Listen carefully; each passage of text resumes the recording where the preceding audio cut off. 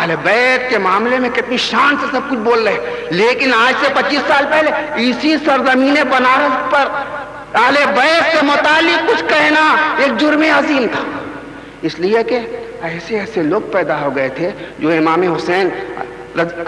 حسین کو صرف رضی اللہ عنہ، امام بھی نہیں، حضرت حسین رضی اللہ عنہ، میاں ہم کو تو اچھا ہی نہیں لگتا، صحیح ہے ترضی بھی کرنا چاہیے، لیکن حضرت حسین رضی اللہ عنہ کہتے کہ ہم کو اچھا نہیں لگتا، اپنے دل کی بات ہے، اپنے دل کی بات ہم کو اچھا ہی نہیں لگتا، جب بھی زبان پر آتا ہے امام حسین علیہ السلام آتا ہے، حضرت حسین رضی اللہ عنہ کہتے ہوئے اچھا نہیں لگتا، ترضی ان کے لیے بھی درست، بالکل صحیح، رضی اللہ عنہ اور رضو عنہ میں یہ بھی شامل، لیکن ان کی شان، ان کی رفعت، ان کی عظمت، ان کی بلند پائیدگی اس سے ظاہر ہوتی ہے کہ ان کو علیہ السلام کہا جائے۔ یہ وہ چیز ہے کہ ان کو قرآن نے خود علیہ السلام کہا ہے، ان کی بات کیا کرتے ہیں؟ قرآن مجید کی قرأت متواترہ ہے، 7 متواتر قرأتوں میں قرأت ہے سلام علی آل یاسین۔ ہم قرأت حفص جو پڑھتے ہیں قرآن مجید میں اس میں سلام علی یاسین، لیکن ایک متواتر قرأت امام نافع وغیرہ کی جو ہے وہ سلام علی آل یاسین ہے۔ اگر کوئی شخص جان بوجھ کر کے اس متواتر قرأت کا انکار کر دے تو وہ معاذ اللہ ثم معاذ اللہ دائرہ اسلام سے خارج ہو جائے گا۔ بالکل صحیح متواتر آیت کریمہ ہے، اور میں کہتا ہوں دونوں صحیح، سلام علی الیاسین بھی صحیح، سلام علی آل یاسین بھی صحیح۔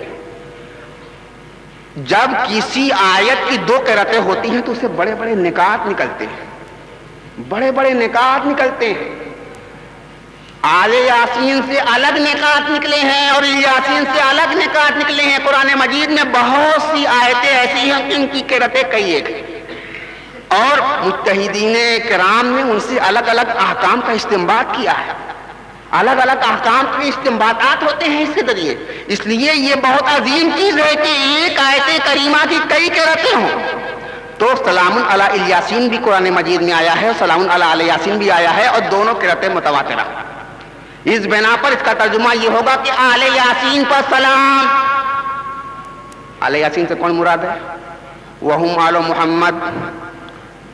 ارے امام ابن کثیر نے تو صرف اسی ایک تفسیر کو لکھا ہی ہے اپنی کتاب میں کہ آل یاسین سے مراد صرف آل محمد مراد ہے، حضرت الیاس نہیں، اس کو ذکر ہی نہیں کیا امام ابن کثیر نے۔ اور یہ کوئی چھوٹے موٹے آدمی نہیں ہے، امام ابن تیمیہ کے شاگرد رشید کا نام ہے علامہ ابن کثیر، امام ابن تیمیہ کے شاگرد رشید، بہت بڑے بھاری بھرکم امام ہیں۔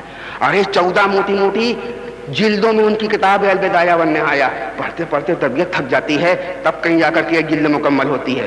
بہت سی کتابوں کے یہ مصنف ہیں علامہ ابن کثیر، انہوں نے اپنی تفسیر ابن کثیر میں سلام علی آل یاسین کی جو تفسیر لکھی ہے تو کئی ایک تفسیر نہیں لکھی ہے، صرف ایک تفسیر لکھی ہے، وہم آل محمد،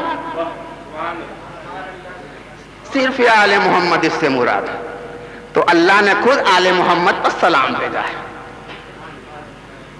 آل محمد پر اللہ نے سلام بھیجا۔ جب قرآن سے دلیل مل گئی تو اب کس دلیل کی ضرورت؟ لیکن صحابہ کرام نے بھی بکثرت علیہ السلام کہا ہے۔ ارے بخاری شریف میں 20 مقامات ایسے ہیں جہاں ان نفوسان قدسیہ کے لیے علیہ السلام ملتا ہے، 20 جگہ کی تعین حضور والد گرامی نے کی، اور ابو داؤد میں ان کے لیے علیہ السلام، طحاوی شریف میں ان کے لیے علیہ السلام، حضرت عائشہ کی زبان پر ان کے لیے علیہ السلام، حضرت ام سلمہ کی زبان پر ان کے لیے علیہ السلام، حضرت ابو ہریرہ کی زبان پر ان کے لیے علیہ السلام، اور دیگر صحابہ کرام ایسے ہیں، کئی ایک صحابہ کرام ہیں کہ ان کے نام نامی کو لے کر کے علیہ السلام۔ تب بتاتا ہم پوچھنا چاہتے ہیں کہ یہ اگر شیعوں کا طریقہ ہے تو یہ اللہ کی کتاب میں علیہ السلام، صحابہ کرام کی زبان پر علیہ السلام، تو یہ صحابہ کرام کے زمانے کے لوگ ہیں۔ ارے شیعوں، مسلک شیعہ کے پیدائش سے بہت پہلے کی ذوات قدسیہ کا نام ہے صحابہ کرام۔ جب شیعہ پیدا بھی نہیں ہوئے تھے اس وقت صحابہ کرام، وہ صحابہ کرام تو علیہ السلام کہہ رہے ہیں، یہ شیعوں کا شعار کیسے ہو سکتا ہے؟ میں تو کہتا ہوں یہ صحابہ کرام کا طریقہ ہے، یہ صحابہ کرام کا شعار ہے، یہ صحابہ کرام کا وتیرہ ہے کہ وہ آل بیت کے لیے علیہ السلام استعمال کرتے ہیں۔ کس کا تذکرہ کروں؟ جتنے ائمہ ملیں گے ورقداری کیجئے کتابوں کی، عمدۃ القاری پڑھیے، فتح الباری پڑھیے، طحاوی پڑھیے، احکام القرآن جساس رازی پڑھیے، سب میں آپ کو علیہ السلام ملے گا۔ کس کو شیعہ کہو گے؟ امام بخاری 20 جگہ علیہ السلام لکھتے ہیں۔ امام بخاری شیعہ تھے؟ ہے کسی کے زبان میں اتنی طاقت کہ کہہ دے امام بخاری کو شیعہ؟ لیکن پتہ نہیں پاگلوں کو کیا ہو گیا ہے، جن کے لیے امام بخاری علیہ السلام لکھے، جن کے لیے تقریباً 6 صحابہ کرام نے علیہ السلام کا استعمال کیا، جن کے لیے طحاوی شریف میں علیہ السلام، امام ابو بکر جساس رازی کی احکام القرآن میں متعدد جگہوں پر علیہ السلام، بڑے بڑے ائمہ کی زبان پر علیہ السلام، سب شیعہ تھے۔ لیکن کسی سے دال نہیں گلتی۔ الزام کس کے اوپر دھرا؟ بنارس کی سرزمین سے اٹھنے والی ایک عظیم شخصیت، ایک عظیم علمی تبخر رکھنے والی شخصیت، جسے ماننے والے سراج العارفین کہتے ہیں اور نہ ماننے والے مولانا کوثر صاحب۔ مولانا کوثر صاحب نے لکھا ہے۔ ابے تو کیا جانے گا مولانا کوثر صاحب کون ہے؟ مولانا کوثر صاحب اپنے زمانے کی اس عظیم عبقری شخصیت کا نام ہے جو اپنے زمانے میں مرجع کی حیثیت رکھتے تھے، جو اپنے زمانے میں علوم و فنون کے امام کی حیثیت رکھتے تھے۔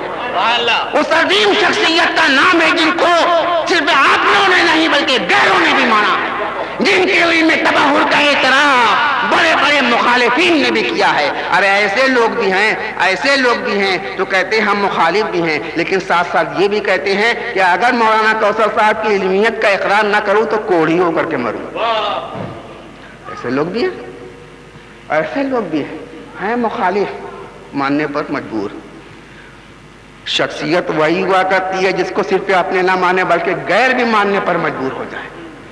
اس عظیم شخصیت کا نام ہے امام العلوم والفنون بحر العلوم علامہ عزیز الحق کوثر ندوی قادری نظامی چشتی رحمۃ اللہ تعالی علیہ۔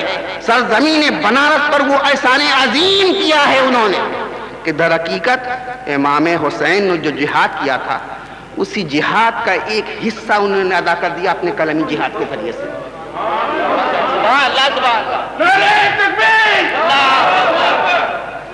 مناقب اہل بیت در حقیقت ایک قلمی جہاد کا نام ہے۔ امام حسین نے کربلا کی سرزمین پر اپنے خون سے جو جہاد فرمایا تھا وہی جہاد سراج العارفین نے بنارس کی سرزمین پر اپنے قلم سے ادا فرمایا۔ نعرہ تکبیر، نعرہ رسالت، صاحب مناقب اہل بیت، مناقب اہل بیت، مناقب اہل بیت کے جو علمی اور تحقیقی مباحث ہیں ان کو لفظ بلفظ مینو عن بیان کرنا مشکل کام، لیکن اس کا جو ماحصل تھا، جو خلاصہ تھا، جو لب لباب تھا، میں نے آپ حضرات کے سامنے رکھا کہ ہم علیہ السلام کہتے ہیں تو کیوں کہتے ہیں؟ اس لیے کہ اللہ نے سلام کہا ہے، اس لیے کہ صحابہ نے سلام کہا ہے، اس لیے کہ ائمہ نے سلام کہا ہے، اس لیے کہ محدثین نے سلام کہا ہے، اس لیے کہ امام طحاوی نے سلام کہا ہے۔ ارے امام طحاوی کو جانتے ہو؟ کتنی عظیم شخصیت کا نام ہے، اللہ اکبر۔ یہ فقہا کے جو 5 طبقات ہیں، 5 طبقات کے تیسرے طبقے کے بزرگ مانے جاتے ہیں۔ ائمہ مجتہدین، پھر مجتہد فی المذہب، مجتہد فی المذہب میں صاحبین، اور تیسرا طبقہ جو آتا ہے، تیسرا جو طبقہ آتا ہے اسی میں امام طحاوی بھی ہیں کہ اگرچہ درجہ اجتہاد پر فائز ہیں پھر بھی مسائل میں امام ابو حنیفہ کی تقلید کرتے ہیں، لیکن بعد کے جتنے ائمہ فقہ ہیں سب ان کی تقلید کرتے ہیں، یہاں تک کہ امام سرخسی المبسوط میں فرماتے ہیں کہ میں بھی ان کی تقلید کرتا ہوں۔ اللہ اکبر۔ امام سرخسی جیسا امام فقیہ روزگار کہہ رہا ہے کہ میں بھی ان کی تقلید کرتا ہوں۔ ایسے عظیم امام کا نام ہے امام ابو بکر جساس رازی۔ امام ابو بکر جساس رازی نے اپنی کتاب احکام القرآن میں انگنت مقام پر ان کے لیے علیہ السلام کا استعمال فرمایا۔ کتنی سند لوگ ہیں، اور میں تو کہتا ہوں کہ ہر زمانے کے لوگوں نے علیہ السلام کہا۔ ہندوستان میں اگر دیکھا جائے تو جب سے اسلام آیا ہے 3-4 بہت بڑے علماء پیدا ہوئے. اول دور کے علماء میں حضرت شاہ عبد الحق محدث دہلوی، وہ تو برمحل علیہ السلام لکھتے ہیں. دور متوسط میں شاہ ولی اللہ صاحب محدث دہلوی، وہ بھی عطلۃ الخفا میں علیہ السلام. لیکن کبھی کبھی مصلحت شناس آدمی تھے، اس لیے کہ امام ابن تیمیہ کی کتابوں کا انہوں نے اچھا مطالعہ کیا تھا. اور علماء متاخرین میں اگر دیکھا جائے تو حضرت ربیع العارفین کی ذات اقدس، تینوں کو دیکھ لیجیے علیہ السلام برمحل لکھتے ہیں. ارے شاہ عبد العزیز صاحب محدث دہلوی نام سنا ہوگا آپ نے، لیکن تھوڑا سا تعارف کرا دوں. یہ اس عظیم شخصیت کا نام ہے کہ 150 علوم و فنون پر مکمل مہارت انہیں حاصل تھی. کوئی معمولی بات نہیں ہے. بریلی کے سرزمین کے بہت بڑے فاضل جلیل ہیں امام احمد رضا. ان کے بارے میں ان کے سوانح نگاروں نے لکھا ہے کہ 50 علوم پر انہیں مہارت حاصل تھی. یہ بھی بہت بڑی بات. 50 علوم کے ماہر فاضل بریلی بھی امام احمد رضا. لیکن شاہ عبد العزیز محدث دہلوی خود اپنے بارے میں لکھتے ہیں اور بطور تحدیث نعمت لکھتے ہیں کہ اللہ تبارک و تعالیٰ نے 150 علوم و فنون کی مہارت ہمیں عطا فرمائی. اب اندازہ لگاؤ کہ کتنے بڑے امام ہیں، بہت بڑے امام. انہوں نے تو اپنے فتاوی عزیزی میں قلم ہی توڑ دیا. قلم ہی توڑ دیا ہے فتاوی عزیزی میں علیہ السلام کی بحث کے بارے میں. فرماتے ہیں کہ کچھ لوگ کہتے ہیں کہ علیہ السلام سیوں کا شیار ہے، تشبہ ہے، تشیع کا تشبہ. عجیب عجیب زبان مولویوں کی ہوتی ہے. تشیع ہے، تشیع، تشبہ ہے، تشیع کا تشبہ. کیا ہوتا ہے بھائی؟ چھوڑو ان باتوں کو. اجانب کا تشبہ ایسی باتوں میں قبیح ہے جو واقعی گندی ہے. لیکن اگر کسی اچھی چیزوں میں اجانب کا تشبہ کیا جائے تو وہ کہیں سے مذموم نہیں. ایک اچھی بحث کہی ہے، ایک اچھی بات کہی ہے شاہ عبد العزیز صاحب. اچھی باتوں میں اگر تشبہ ہو جائے کوئی مذموم کام نہیں. اگر کسی طرح سے شیعوں والی بات آ بھی جائے تو یہ ایک اچھا کام ہے، اس لیے کہ قرآن سے ثابت ہے، صحابہ کے عمل سے ثابت ہے، بزرگوں کے طریقے سے ثابت ہے. ہر طرح سے جب ثابت ہے، ہر طرح سے ثابت ہے تو اس میں مضمومیت کا پہلو نکل بھی کہاں سے سکتا ہے. عربی میں نے عرض کیا تھا کہ تو یہ تو ایسی چیز ہے کہ علیہ السلام کہو یا ان کی مقدس بارگاہ میں سلام کی نظر پیش کرو تو وہ اپنا دیدار بھی کرا دیتے ہیں، اور دیدار کرانے کے ساتھ ساتھ اپنا سلام بھی کہلوا دیا کرتے ہیں. ذرا سوچو، اس کے بغیر یہ شرف کبھی مل سکتا ہے؟ ہم لاکھ تسبیح لے کر کے حضرت حسین رضی اللہ عنہ، حضرت حسین رضی اللہ عنہ، حضرت حسین رضی اللہ عنہ کا ورد جو ہے 1000 دانہ تسبیح سے کریں، لیکن وہ شرف جس کی بنا پر امام علی مقام نے اپنا سلام کہلوایا ہے وہ کبھی عطا ہو سکتا ہے؟ ارے میاں یہ شرف جب ہی عطا ہو سکتا ہے کہ ان کی مقدس بارگاہ میں سلام کی نظر پیش کرو، اور جب ہی یہ مقام حاصل ہو سکتا ہے کہ ان کو علیہ السلام بھی کہو، ان کو امام بھی مانو.